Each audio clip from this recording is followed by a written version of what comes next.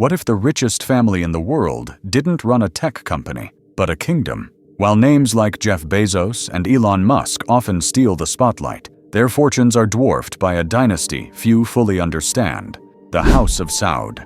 With an estimated net worth of $1.4 trillion, the Saudi royal family doesn't just hold wealth, they operate on a level beyond billionaires. Their reach extends into oil, global finance, diplomacy, religion, and real estate, across every major continent. At the heart of this dynasty stands King Salman bin Abdulaziz Al Saud, head of state, guardian of Islam's holiest sites, and the man who holds ultimate power over Saudi Aramco, the most valuable company on earth. In 2022, Aramco's valuation crossed $2 trillion, granting the royal family financial leverage greater than most nations. But this story isn't just about numbers. It's about influence that moves markets, shapes politics, and quietly shifts the global balance of power.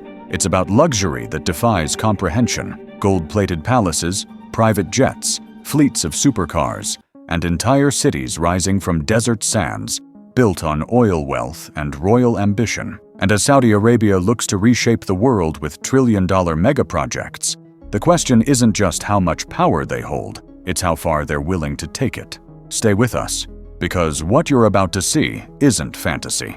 It's the real story behind the world's most powerful royal family. Welcome back to Zenith. Before we proceed, don't forget to like this video and subscribe to our channel to not miss out on videos about luxury and power like this. And by the time we reach the end, you'll never look at global wealth the same way again. While King Salman remains the official head of the Saudi royal family, much of the modern spotlight has shifted to his son, Crown Prince Mohammed bin Salman, widely known as MBS. Born in 1985 and raised in Riyadh, MBS was not only born into privilege, he was groomed for power. From a young age, he observed the mechanics of governance firsthand, accompanying his father in high-level meetings and studying the kingdom's inner workings. His academic focus on law and political science laid the groundwork for what would become one of the most ambitious reform agendas in modern Saudi history. Since ascending to power, MBS has become the driving force behind Vision 2030, an aggressive plan to diversify Saudi Arabia's economy beyond oil. With goals spanning tourism, tech, finance, and cultural reform, the project demands both vision and extraordinary capital, much of which comes from the royal family's vast fortune. Personally estimated to be worth $25 billion, MBS commands not just influence, but the financial muscle to reshape entire industries. Yet his leadership hasn't been without controversy. His approach is bold, fast, and unapologetically centralized. Critics call him authoritarian, supporters call him a modernizer. But either way, one fact is undeniable. Crown Prince Mohammed bin Salman is now one of the most powerful and closely watched figures in the Middle East. Let's take a closer look at how Crown Prince Mohammed bin Salman spends his extraordinary fortune. One of the most talked about symbols of his spending is the Chateau Louis XIV, a $300 million mansion just outside Paris. Designed in the style of a 17th century palace, but filled with 21st century luxury, the estate includes a private cinema, a grand ballroom, and a wine cellar holding over 3,000 bottles. Outside, a moat encircles the grounds. Below it, an underwater chamber with a glass ceiling, offering guests a surreal view of fish swimming overhead, part architectural marvel, part royal fantasy. Back in Riyadh, MBS's private compound reflects a blend of traditional Arabian design and high-tech security. Gold detailing, intricate mosaics, and sprawling gardens frame a residence built for both comfort and command. His taste for the extraordinary extends to his garage as well. He owns a Bugatti Veyron, Rolls-Royce Phantom, Bentley Bentayga, and a fleet of customized SUVs, vehicles suited as much for desert terrain as for city streets. Then there's Serene, his $500 million super yacht, stretching over 430 feet and rivaling any floating residence on Earth. It features 2 helipads, a helicopter hangar, a submarine dock, and accommodations for 24 guests. Built for both privacy and protection, the yacht merges luxury with military-grade security.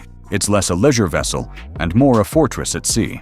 Each of these assets does more than reflect personal taste. They send a message: power, prestige, and global reach. In the world of royalty, MBS isn't following trends. He's setting the standard. And while the Crown Prince commands the spotlight, the foundation of the dynasty still rests with King Salman. As monarch, he holds ultimate authority over Saudi Aramco, the $2 trillion oil giant that fuels not just the nation's economy, but much of the royal family's vast fortune. Its profits support everything from infrastructure to diplomacy, and every drop of oil sold adds another layer to the kingdom's global influence. King Salman's legacy isn't measured only in wealth, it's etched in stone and marble. His primary residence, Al Yamama Palace in Riyadh, stands as both his private home and the central seat of royal power. Designed to reflect traditional Islamic artistry alongside modern elegance, its vast corridors and gilded meeting rooms host diplomatic summits, royal ceremonies, and the decisions that steer the nation's future. Along the Red Sea, his summer residence, Al Salam Palace in Jeddah, offers a different kind of prestige. With sweeping ocean views, landscaped gardens, and secluded quarters for visiting heads of state, it blends cultural heritage with contemporary luxury. Like many royal properties, its design speaks not just to personal comfort, but to national image. Two additional royal estates hold deep symbolic weight.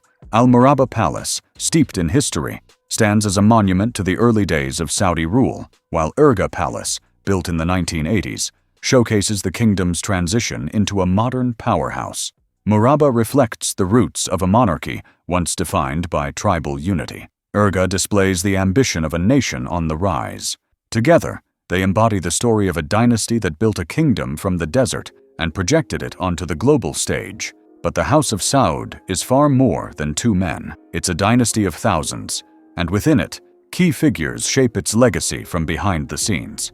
One of the most respected is Queen Fahda bint Falah al-Hithlain, King Salman's wife and mother of Crown Prince Mohammed bin Salman. Born into the influential Ajman tribe, she commands respect as both a symbol of tradition and a quiet force within palace life. Known for her wisdom and poise, she often influences decisions tied to diplomacy, charity, and family cohesion. In her, the kingdom finds a balance between age-old tribal roots and the demands of modern leadership, an essential trait in a royal family built on both heritage and vision. Then there's Prince Al-Walid bin Talal, often called the Warren Buffett of the Middle East. Once estimated to be worth $17 billion, he built a global investment empire through Kingdom Holding Company, with stakes in major corporations like Citigroup, Apple, Twitter, and luxury hotel chains such as the Four Seasons. For years, he was Saudi Arabia's most visible private investor abroad, known for his sharp business instincts and reserved public image.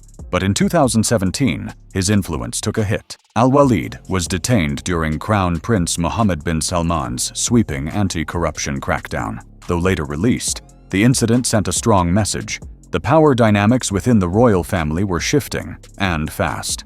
Now, attention is turning to another royal, Prince Turki bin Salman, one of King Salman's younger sons.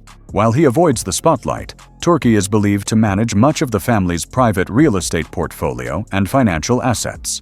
Behind the scenes, he's quietly playing a key role in the kingdom's efforts to reduce its dependence on oil and grow new sectors. In a family where discretion often signals influence, Prince Turki's rise marks a new chapter in how the monarchy operates. But the true strength of the House of Saud isn't just internal. Their wealth and strategic position give them global reach. At the heart of it all is Saudi Aramco, the largest oil company in the world, producing over 5 million barrels per day. With the stroke of a pen, Aramco can shift global oil prices and impact economies from Washington to Beijing. It's more than a company. It's a geopolitical tool, giving the royal family unmatched power on the world stage. The House of Saud's influence stretches far beyond oil. Over the years, the royal family has built a vast network of global investments, from luxury real estate in London and Paris to major partnerships with tech firms in Silicon Valley and Asia. They aren't just energy giants, they're global players. Crown Prince Mohammed bin Salman's ambitious projects, like the $500 billion Neom City, aim to transform the kingdom into a hub for innovation, attracting foreign investment, attention, and criticism alike. Politically, their alliances shape global power dynamics.